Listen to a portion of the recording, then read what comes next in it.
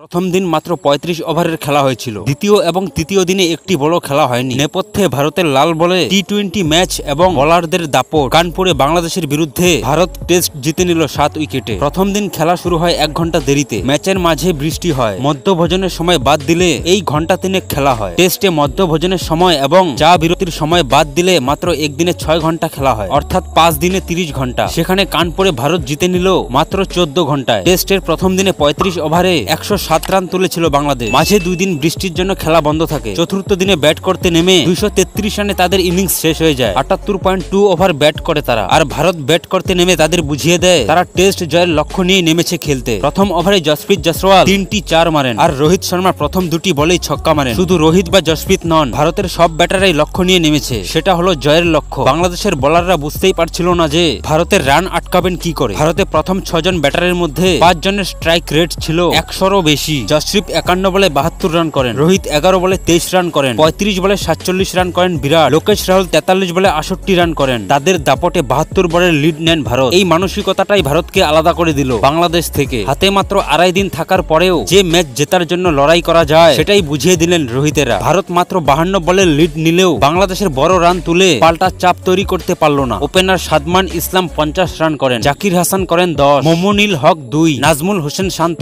১৯, লিটন দাস ১, সাকিব আল হাসান ০। তিনি রান পাননি। ভারতের দ্বিতীয় ইনিংসে ৩টি করে উইকেট নেন বুমরা, অশ্বিন এবং জাদেজা। তো বন্ধুরা, অবশেষে ভারত টেস্ট ম্যাচ জিতে নিল। বন্ধুরা, প্রতিদিন খেলার আপডেট পেতে ভিডিওতে একটি লাইক আর চ্যানেলটিকে সাবস্ক্রাইব করে রাখুন। ধন্যবাদ।